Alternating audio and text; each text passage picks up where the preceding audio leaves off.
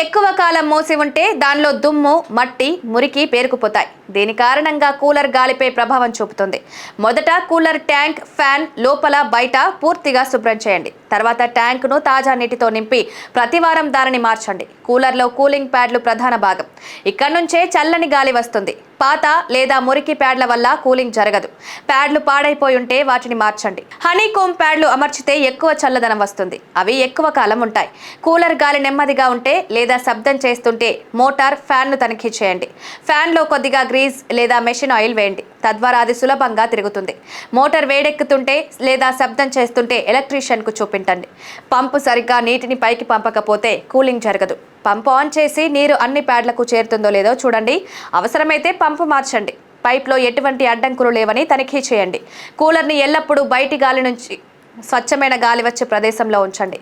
Cooler మూసిన గదిలో ఉండి కిటికీలు, తలుపులు మూసి ఉంటే చల్లని గాలి ప్రభావం ఉండదు. కిటికీ దగ్గర లేదా బహిరంగ ప్రదేశాల్లో కూలర్ ఉంచి ఆన్ చేయండి. మరోవైపు నుంచి గాలి బయటకు వెళ్లే మార్గం తెరిచి ఉంచండి.